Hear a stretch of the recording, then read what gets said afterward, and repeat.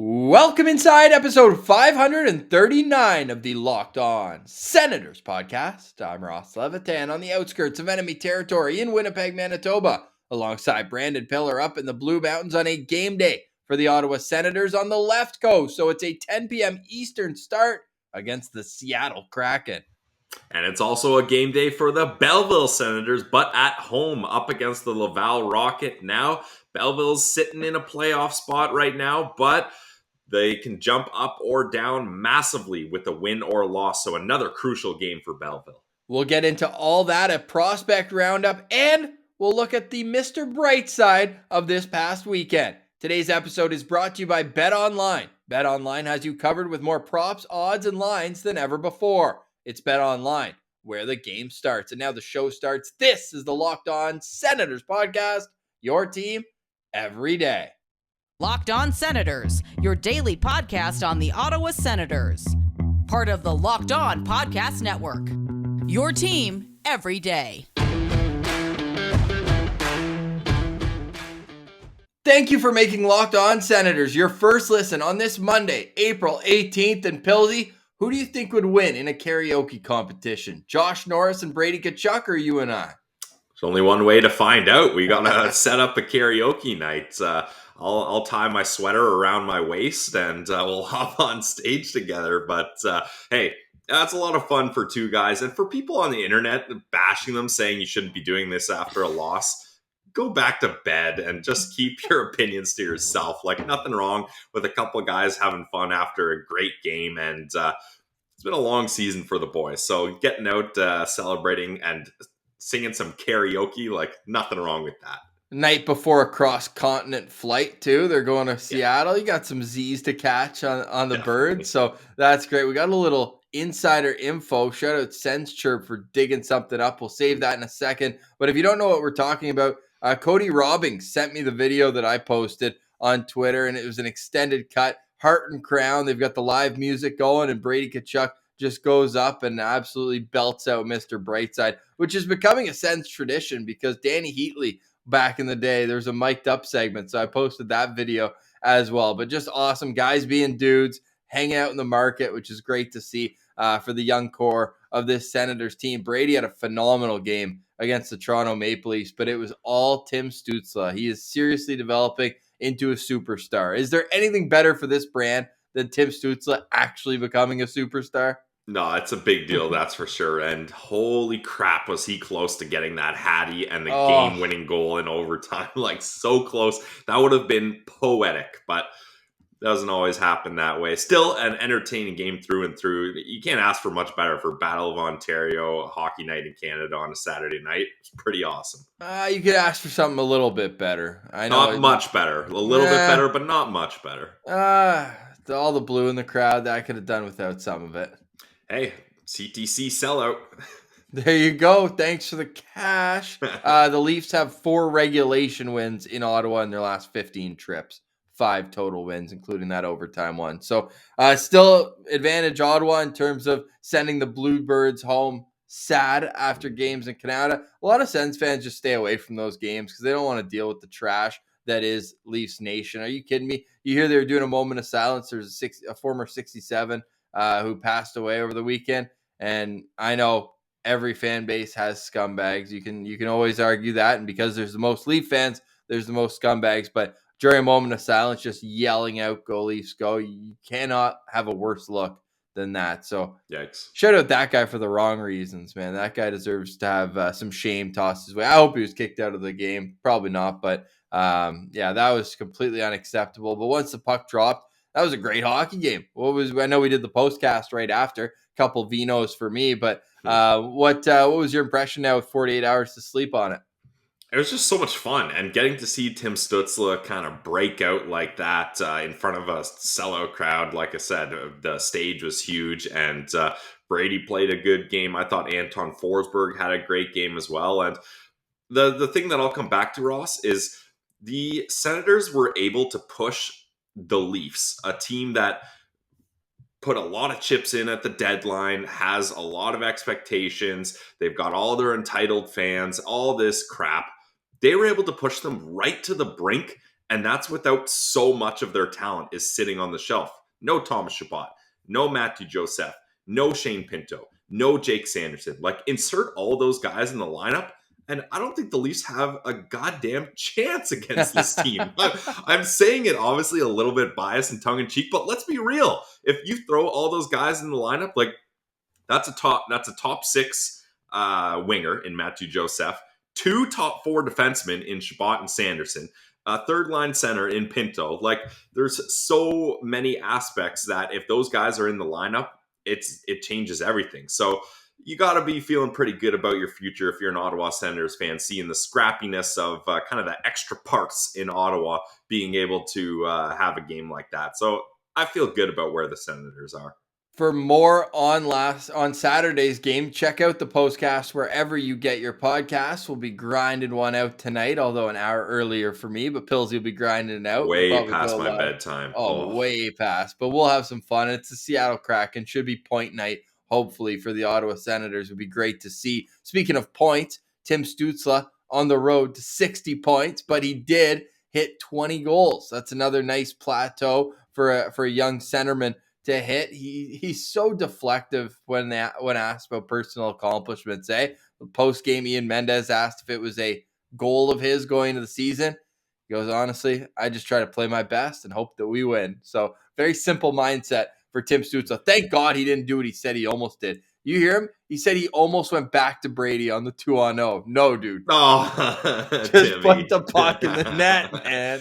Especially since, like, I could see that angle if they had been passing back and forth a little bit, but Brady held on to it for as long as he could and then passed it over. So if Timmy would have brought it back, that you run out of real estate there, and that would have ruined a perfectly good moment. So I'm glad he was selfish there.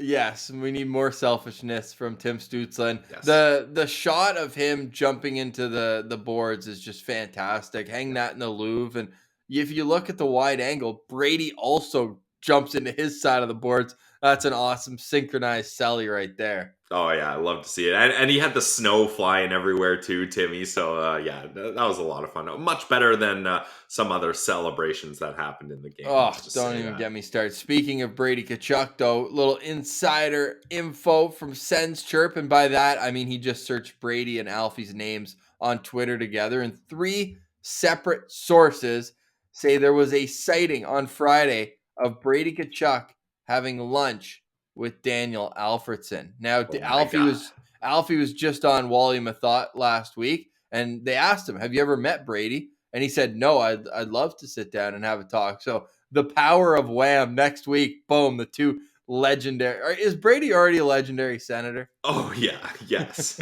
Definitely already a legendary Senator. So those 2 having lunch in the Glebe, and Ben Holland putting out that it was at Katina Gia in the Glebe. Brackets, true story. So that's awesome to see, and hopefully this is just one step in the right direction of Alfie becoming back as a part of the Ottawa Senators. Figure the first meeting would be with the captain, no? Yeah, I mean, maybe next they're having dinner, then they're singing karaoke, then they're playing ping pong with their shirts off. So it's the start of something good here. The longer that Daniel Alfredsson's not involved with this organization, the worse off they are for like him. You think Chris Phillips just lives down the street as well. Those guys need to be involved going forward, whether it's in hockey operations, coaching, just player development, even if it's just off ice. Brian McGrattan's got a great role with the Calgary Flames in terms of just helping the guys, in their everyday life. So hopefully he's back in the mix, and we know that the Belleville Sens are back in the mix for a playoff spot. Let's chat about that before previewing tonight's game. The Ottawa Senators in Seattle for their second and final meeting against the Kraken. Poor UK Senator, Pillsy.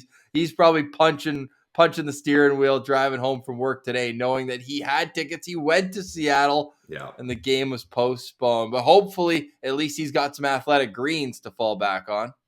Yeah, definitely. That would make his day a lot better, and it can make everyone's day a lot better. It makes my days better. I drink AG1. That's the product from Athletic Greens, and it's full of vitamins. 75 different vitamins packed in there. You got minerals, whole food source superfoods, probiotics, and more, so you can start your day off right. This special blend of ingredients supports your gut health. your nervous system, your immune system, your energy, recover, focus, and aging. So you got a lot wrapped up in one thing there, and that's the AG1 specialty. It's lifestyle friendly. Whether you're keto, paleo, vegan, dairy-free, or gluten-free. Any dietary needs, this is going to be okay for you. It contains less than 1 gram of sugar, no GMOs, no nasty chemicals, or artificial anything, while still tasting good. It supports better sleep quality and recovery, supports your mental clarity and alertness, and it's the one thing that is the best thing is AG uses the best of products based on the latest science with constant production iterations and third-party testing. So they're making sure they're staying honest. And guys, it's so important to have multivitamins because people that take multivitamins, you can see the difference between high quality ingredients and your body will know the difference. AG1 is a small micro habit with big benefits. It's one thing you can do every single day to take great care of yourself. Your subscription comes with a year's supply of vitamin D, which is so important to add in all these winter months when you're not getting as much sunlight as you're used to. Guys, right now, it's time to reclaim your health and earn your immune system with convenient daily nutrition. Especially, it's still cold and flu season. The weather's not quite turned around yet. It's still a little chilly and windy out. So get your AG1 every day. It's just 1 scoop in a cup of water. That's it. It's easy. No need for a million different pills and supplements to look out for your health. Don't waste time with that. Have AG1. To make it easy, Athletic Greens is going to give you 1 free year supply of immune-supporting vitamin D and 5 free travel packs with your first purchase. So head to athleticgreens.com/NHL Network. Again, it's athleticgreens.com/NHL Network to take ownership over your health and pick up the ultimate daily nutrition insurance.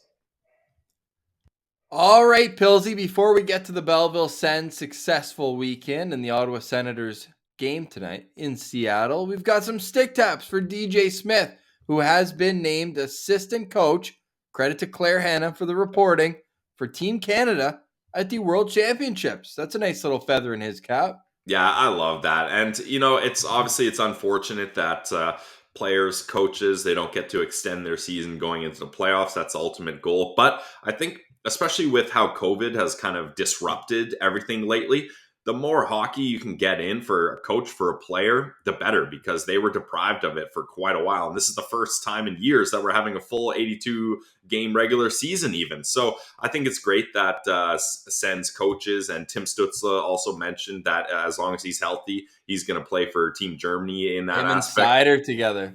That'll be nasty. So I think it's great, and DJ Smith, well deserving of that. And I think he's going to be a great assistant coach. He's already a great head coach, so as an assistant coach, he can just fully be a player's coach and just mess around with the guys, which I think he'll enjoy.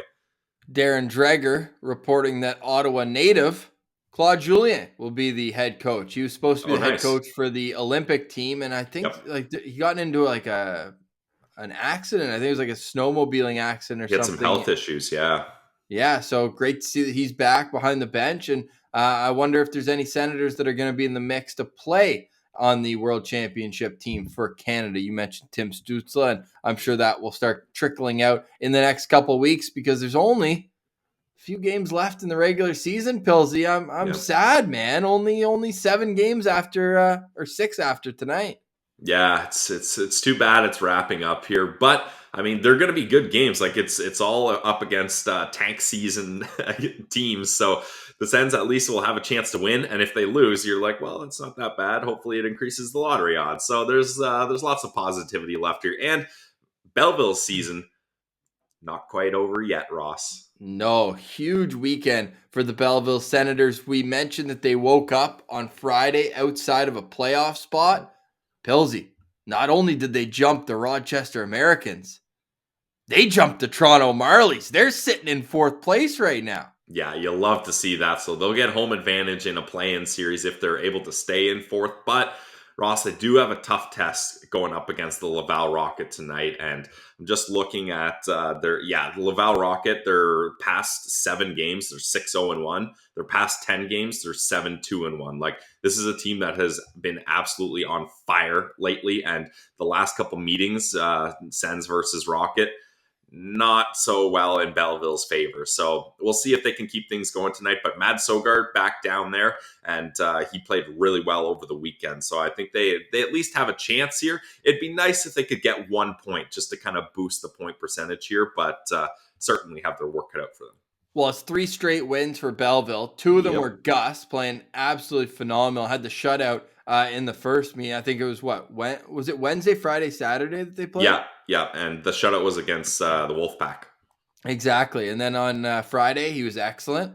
And then Mads comes in, only allows 1 goal against on 26 shots. So not only that, but it was great to see the offense wake up a little bit. That was the only part of their game that hadn't done much, even in the 1-0 victory, right? You're still like, oh man, come on. Like, you guys have talent down there, and they were able to find a way to use it, especially in that Saturday game. They were able to pull away and win 4-1. I know there was an empty netter, and then they score in the last minute. So it's only 2 goals in the first 2 periods. But can we talk about that Victor Lodin penalty shot for a second? I don't think we've recorded since then. That was Friday night. Oh my God. Filthy. Yeah, like we've mentioned a couple times, this guy has never seen a garbage goal or a greasy goal in his life. He only scores amazing highlight reel goals, it seems. And that goal on the penalty shot, the patience, the drag, and then the flip in the net, like, how are you? I've been in the AHL for years. This is easy for me, and I can't wait to see more of Victor Lodin. Yeah, absolutely. So if you're not watching on YouTube right now, the standings are as followed. Again, they are points percentage that are going to determine the buys. It's 2 buys? No. Is it 1 buy to the second round? It's confusing to me. We do this every day. So 6 is eliminated. Yes. 4 plays 5. And then 3 buys. Yep. And then 3 buys. So that's not even out of the question yet. I don't think they can catch the Syracuse crunch, Ross. I've kind of set my expectations. Best case scenario, 4th. With home, yeah. With home ice. And that's going to be a best of 3?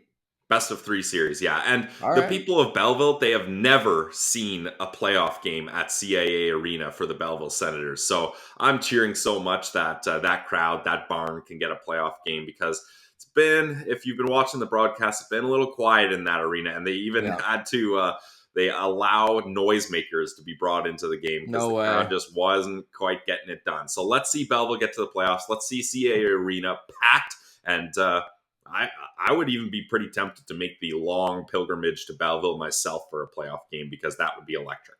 Yeah, you should. So right now, Syracuse has a 5.79 points percentage. Belleville is 5.67.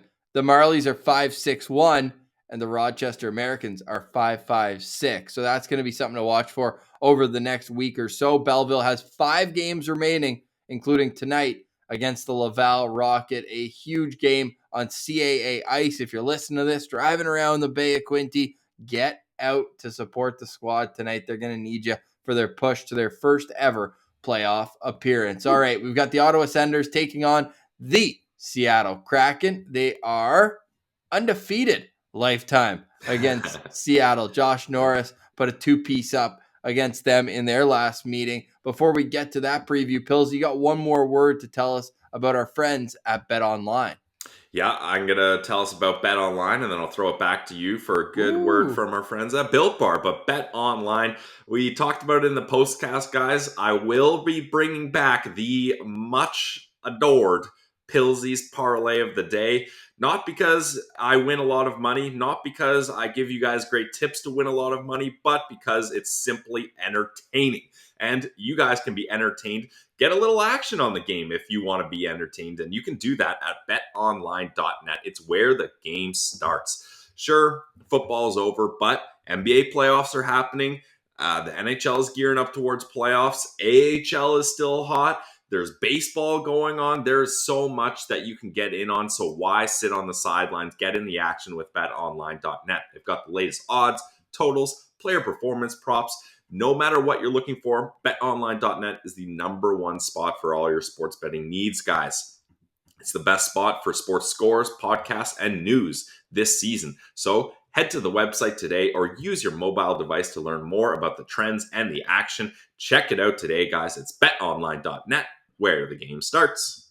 And when it's a late game like it is tonight, you might want to grab a Built Bar to get that extra boost of energy to keep you going strong until puck drop. Built Bar is the best for that. Have you tried the Built Bar Puffs? If you haven't, you're missing out on one of Built Bar's best tasting bars. Puffs are the first ever protein-infused marshmallow that are fluffy, marshmallowy, and not just a protein bar, but they're also a treat. They're 100% covered in real chocolate. They're way up there when you look at what you need to keep your body going in terms of low calorie, high protein. You can replace your candy bars with these.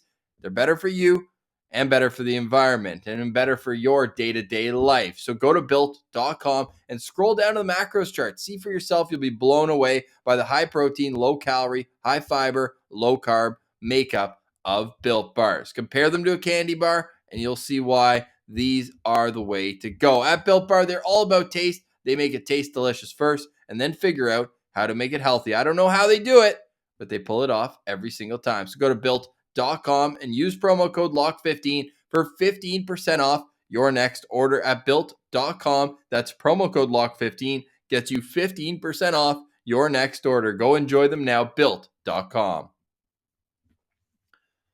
All right, Pillsy. So it's an Ottawa Senators game day taking on the Seattle Kraken, one of the few teams who are below them in the standings. And if you're looking at Tank Watch, we'll do that at the end of the show. But the Senators are in 26th place today. So let's say at the draft lottery, nothing moves. The Ottawa Senators would be selecting 7th right now in the NHL entry draft. May 16th, we believe, is the draft lottery. So stay tuned for some special programming for that, whether it's on our YouTube page or elsewhere. Thank you for subscribing to the YouTube page. We've seen a nice bump in subscribers there. The road to 2,000 continues. We're going to try to make some shorts, different things on there, maybe some more exclusive interviews, including we've got a few interviews booked for this week. We've got a Sens Central Citizen coming up tomorrow, Pillsy. So lots of good things happening in the world of the Ottawa Senators. And maybe this is a tease. And again, go listen to the postcast for the whole tease. But Pillsy, the Ottawa 67s are in the playoffs. They're taking on North Bay. It's Tyler Boucher season, is it not? It is so Tyler Boucher season. And yeah, this kid in playoff hockey is going to be so entertaining. And the physicality is going to get ramped up. And if there's anyone that can step up to the challenge of a more physical game, it's Tyler Boucher. I mean, he's already playing playoff hockey physicality, so everyone else will just have to match his level, and he just needs to keep on doing what he's doing. So I'm fired up because it's looking like we're gonna get to go to one of those playoff games. And looking like, well, buddy, we're there Monday, April 25th. We are there. Do we have tickets? We are there. Okay. Shout out Brandon Mackey. We are there. Yeah, big shout out Brandon Mackey. If you're not following him already, definitely get on that because all things Sens, all things 67s, he's got you covered. So I can't wait to get back in a playoff atmosphere for live hockey. Like that is, me too. It's been too long. Me too. It's unfortunate that I don't think the timing's going to work out because I'm back in Ottawa, so not complaining about that one bit. But guess who the Winnipeg Ice are playing in the first round in the WHL? Wheat Kings? No. Prince Albert. Carson Latimer and the Prince Albert Raiders. Yeah, it's a 1-8 matchup. It's going to be an absolute shit kicking. But man, that's no fault of the Raiders. This Winnipeg Ice team's the number 1 ranked in the entire CHL, let alone just a dub. Meanwhile, Brandon is taking on Red Deer. That is the 3-6 series with Brandon being 6. And a little insider info from our friend Bend Over, who I'm sure is laughing at me using his alias again.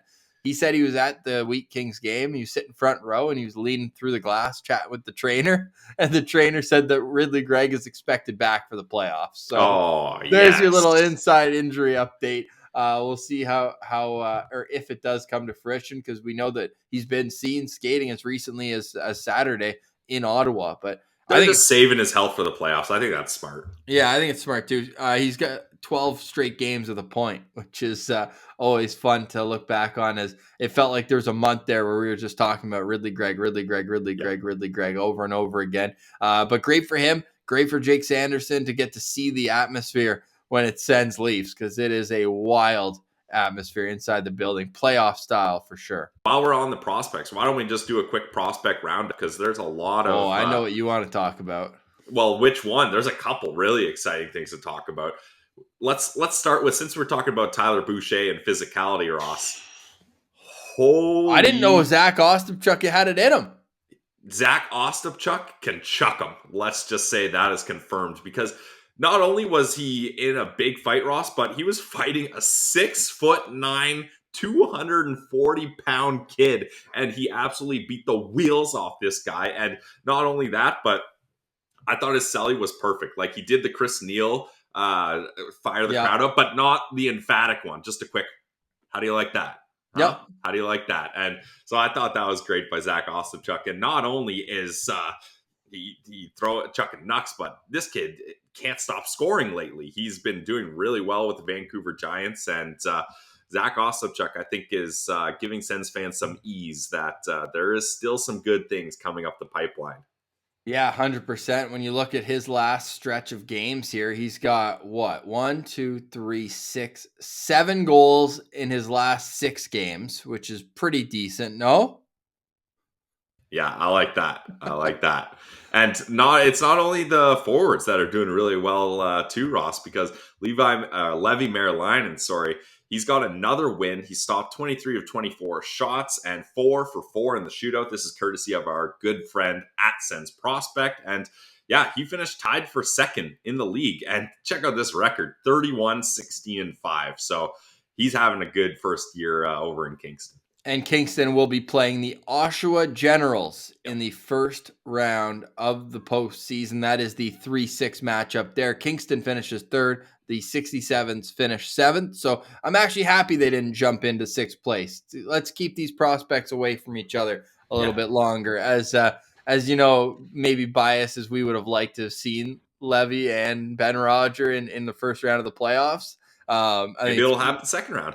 That's even better. There you go. Give them a couple extra games. Love to see that. So, playoffs begin in the CHL next week, and then they start in the NHL soon after. So, exciting times for sure. But the Sens have a schedule to finish, and we don't know what their lineup's going to look like at all. They skate at 2:30 Eastern today, which is 11:30 a.m. Pacific. So, check us out at Sens Central for the lineup chart. We'll tweet that out once 1200 puts out their lines, TSN 1200. They're always good with that. But we do know that Zach Senyshyn has been called up. Colin White was placed on COVID protocol about half hour before the Sens played the Toronto Maple Leafs on Saturday. What are you expecting to see from the newest Ottawa Senator? Yeah, it's going to be interesting, Ross, because Zach Senyshyn has had a couple of cups of coffee in the NHL. Two games in 2018-19. He did score a goal then, his only NHL point, actually. And then 4 games the next year. Then 8 games the next year, and he hasn't played since. So this will be his first time back to the NHL in quite some time. And I think it's a good move. Like, he wasn't really gelling in Belleville, only 2 assists in 13 games. And you don't want to call up some of the other young guys and kind of disrupt what Belleville's got going on. And Zach Senyshyn, his contract expires this season. And he's, I was looking on Cap Friendly, Ross. It's called like it's some sort of special UFA. I thought he was going to be an RFA. It's a UFA G6 because apparently he didn't accrue the required games by the age of 25. So he's unrestricted free agent. So basically they're going to see what they got from him at a NHL level and see if, hey, this is a guy worth bringing back here. So I think it makes sense to bring him up for a couple of games. Yeah, why not? It's 5 games. So if he plays 5 of the remaining 6 games, 6 games, then 6 after tonight, then he will turn the 7th rounder into a 6th rounder. Do you give a care at all about that? No, me neither. Especially, Ottawa has 2 7s right now. If you saw, I looked a little out of it there for 2 seconds. Guess what the anniversary is today? I don't know. What is it? The Hoffman one-hand tuck after Carl sent a 110-foot pass. So I'm going to put that up on our socials there at Sens Central, but not to get carried away. Although nice little tie-in, the draft pick is going to Boston, and that's where the play happened. So that's the little tie-in. Zach Ostapchuk, Ottawa boy, getting his first game likely tonight with the Ottawa Senators. So I don't know who else they'd have. Like, they're going to Seattle and Vancouver with what? Mete is their only extra guy. Yeah. And as long as Mete is not playing 2.5 minutes of forward, that's a bonus.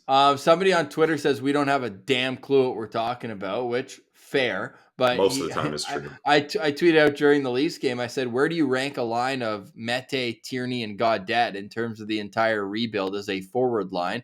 And he said, for someone who's locked on Senators, you don't have a clue about injuries or Belleville situation. I said, well, no, I get it, but it doesn't take away from the fact that that is a hilarious NHL line. Yeah, I mean, that is just brutal. Like, all three of those guys probably are not back next season. Yes, I would say that is in all likelihood the case there. Anyways, that's neither here nor there. The Senators are taking on the Seattle Kraken. I'm excited to get a glimpse at Matty Beniers tonight. He was a guy we were super high on going into the draft season. Once they didn't win the lottery, we knew he'd be out of reach. He, of course, went second overall in Pilsy. I mean, they don't have a whole lot of options here, but he's played 2 NHL games and he's their number one center. Do you want to run through the Kraken's lines?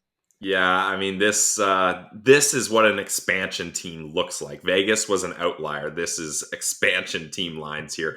You got Donato with Beniers and Eberle, McCann with Yanni Gourde and Lind, then Victor Rask with Alex Wenberg and Kuhlman, and you got Sheehan with Geeky and Sprong.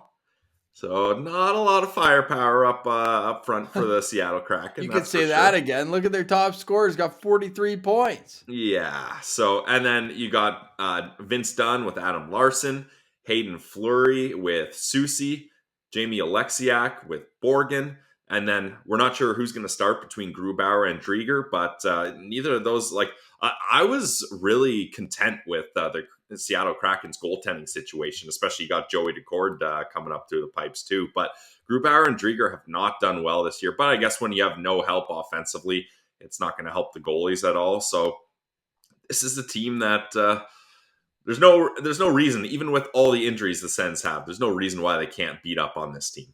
You had to bring up Dax, eh? My guy. Hey, he's going to the playoffs in the AHL, so we'll see what he can do. He might be nominated for goalie of the year down there. Yeah, he's had an amazing season. It's going to be Dustin Wolf's award to lose. He's faced over 1,200 shots. Like it's defense optional, and he's been standing on his head in Stockton. But Dax is right there. I'm looking at 2 late draft pick guys leading the way in the AHL. Shout out those guys. Yeah, both 7th round picks, if I'm not mistaken. So Jared McCann has 25 goals. Nobody else on Seattle has more than 18, which is Jordan Eberle. Yanni Gourde's got 17. Ryan Donato has 15. Yeah. Carson Soucy has 10, which is pretty impressive for a defenseman. And get this. Everyone in their top scorers, the guys who play the most, are all like minus 26, minus 27, minus 13, minus 15. And you could say that for a lot of teams. Carson Soucy is a plus 11 on this team, which to me is just like, it stands out like crazy. Him and Riley Sheehan, 2-goal specialist.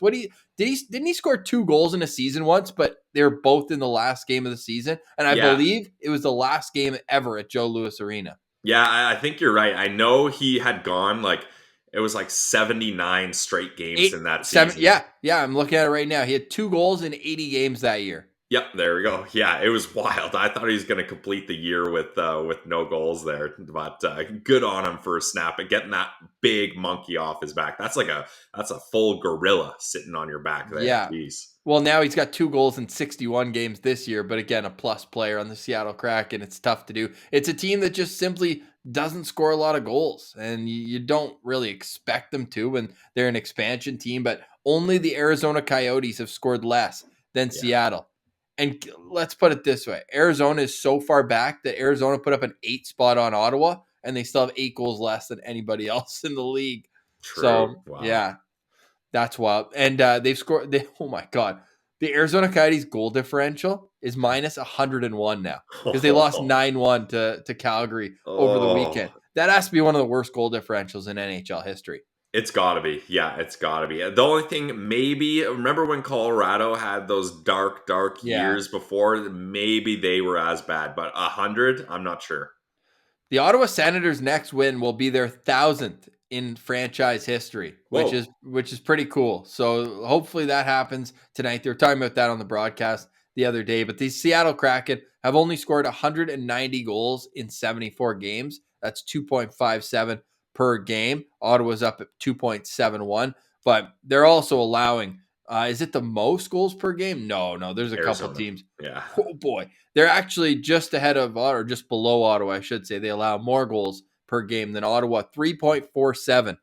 They're allowing here as well. And for me, a key to victory is, don't overthink it. This is a team where if you play solid defensively, they're not going to create much. Again, only Arizona has less shots per game than the Seattle Kraken. They average 28.8 shots per game. So for me, just keep them to the outside, let them kind of do their thing, and key on Matty Beniers because he's already starting to create offense. I don't know if you saw, he tried to do a little like flip to himself play, and I respect the hell out of it. He's got a lot of confidence. He's a leader in the room already, I believe, and to me, he's a no-brainer that he's going to be probably the first captain of Seattle. Is it going to be as soon as next year? Probably Mark not. Giordano was the captain. Oh, right, the Seattle. first. Okay, true. Yeah, they got rid of him, so it was a quick first captaincy, shorter than Spezza in Ottawa. But I think he's the kind of guy that they're building around him. So you know what? Don't let him get hot. And if you can do that, there's not many game breakers, if any, on this Kraken team. So just try to play a simple game, control the power play, which is what Ottawa was able to do in their last meeting. Although they gave up a 2 or 3 goal lead in that last game against Seattle. It took overtime to beat them, did it not? Yeah, it did. And that was tough to watch because they were up big time. They were controlling the game, and then it just all fell apart. But they were able to come back with the OT win. Ross, if I'm going with my lookout player, it's going to be Jared McCann. I mean, this guy really popped off. He was the guy that everyone thought was going to be Seattle's version of William Karlsson or Riley Smith or Jonathan Marchessault, right? Like we were all looking, who's going to be that one guy that we know has talent, but just never got the right opportunities. And Jared McCann is a perfect example of that. They signed him to a big extension, $5 million a year, I think for 5 years. So they've got a lot of confidence in this guy. He's got 25 goals, 14 power play points, 8 goals on the power play. And yeah, I think he's a pretty solid player, but he's kind of one-dimensional as far as I know. Like, I don't think he does a lot more than score goals, which is what Seattle needs. But I'm going to be looking out for him just because he's, other than Matty Beniers, he's kind of their only real offensive threat here. Like, there's guys like, I don't want to get down a Jordan Eberle or, Jaden Schwartz is injured, I'm pretty sure, so he won't be there. Yanni Gord's decent too. Like, they got decent guys, but they don't have those game breakers. No, and to think they could have had Matt Duchene and Vladimir Tarasenko. Oh my God. You could go down the list. But I think in hindsight now, Ross, I actually think Seattle was smart because they didn't take on any bad contracts. They didn't take any risks like that. And if you're going to rebuild, now's the time to rebuild. There's some top talent coming up. They were able to acquire a lot of draft picks on the deadline. They kind of screwed up the expansion draft there, but they're set up for success here down the road, I think. We'll see. I mean, think of the draft picks they could have gotten for Tarasenko and or Duchene the way they're playing this year. And you knew they had talent, right? Like Tarasenko would have been a good one because he was on an expiring deal. Duchene, I don't know if they would have been able to trade him because he would not be having the season he's having now if he was on this Kraken roster. Fair. Very fair. Very fair. Yeah. All right. So for the Ottawa Senators, I'm locked on Tim Stützle. So you kidding me? This guy's got points in 8 straight games. I'd be shocked if he's not one of the NHL stars of the week that'll come out later today. You got to think Tarasenko is going to be first on there. Tarasenko had 11 points this past week. He is just a complete unit. But Tim Stützle is the only guy here who only played 3 games. The others all played 4. Another name on this list, Kevin Fiala, had 10 points in 4 games. 9 of them at even strength. The game-winning goal in there as well. But Stützle, 5 goals, 3 assists, 8 points in 3 games. Unbelievable week for him. And it would just absolutely torch Leaf fans to see him as one of the 3 stars of the week. So that's my hope and prayer is that Timmy can do that. And all he needs is 9 points in the last 8 games, Pilsy, to reach 60 on the season. I'm not saying he gets there, but it's certainly a high bar to set, and hopefully he can at least press for that number. So I'm locked on Tim Stützle tonight. Nice. I like that. I'm going to be locked on to Eric Brandstrom here because the time for this window of amazing opportunity is dwindling. Like we said, 7 games left, and Thomas Chabot, Jake Sanderson, they're going to be here for the start of next season, and he's not going to be getting, I can tell you for sure, he's not getting top pair opportunities. I wouldn't even be surprised if he's no longer getting top 4 opportunities when that happens. So he needs to make the most of these minutes when he's getting them, especially all the power play time he's getting. It's insane how much power play time he's getting, but I will give him some credit here. He's really bumped things up points-wise. He's got a handful of assists in his last 9 games. Still no goals, and he's shown, at least Ross at times, he's shown he can make big defensive plays up against some of the other team's top line. So I've been fairly impressed with him lately, but he needs to do more. Like it's not enough here, and he's a restricted free agent with no arbitration rights. So it'll be very interesting to see how the Senators handle this contract in the offseason. Well, what they should do in the immediate future is just keep rolling them out on the power play. The Sens power play has been solid as of late, although they only had 1 opportunity against the Toronto Maple Leafs, a much talked about opportunity. We're not going to get into that even further. We spent a good portion of the postcast on Saturday discussing how egregious the internet has run with this Tim Stützle narrative, and we're not going to feed into it any longer. It's just absolutely ridiculous. So we'll catch the game tonight. We'll be there in the postcast. Hopefully we're talking about a Belleville Senators win as well as their road to the playoffs continues. And if you want to hit a keys to victory first here, Pilsy, and then we'll sign off. I mean, there's a lot of things I could go for with keys to victory up against the Seattle Kraken, but I'm gonna stick to the fact that the Sens need to play their game. Like we saw how effective they are when they play their style of game up against the Toronto Maple Leafs. Now just translate that to a team that is nowhere near where the Leafs are in the Seattle Kraken. So play physical, be aggressive on the puck, be aggressive on the forecheck. Like I just think this should be such a simple game for the Sens to win here. So hopefully they can get out to a big lead like they did last time and not squander the lead. You heard Pilsy, easy game tonight. So join us for a late night edition of the postcast. I know our overseas listeners are going to be stoked. I'm sure this timing is going to work out a lot better for them. Yeah, it'll be like noon, whatever it is over on the other side of the world. But we appreciate everyone for following the show. You can reach out to us on Twitter at Sens Central if you want to get a Sens Central Citizen t-shirt. Those are going fast, so get them while you can. It's the inaugural piece of Sens Central merch, so it'll be a nice little it's a collector's item down the road. Collector's item. That's exactly what I was looking for. But for today, we say goodbye. For Brandon Piller, I'm Ross Levitan. This has been the Locked On Senators podcast. Your team every day.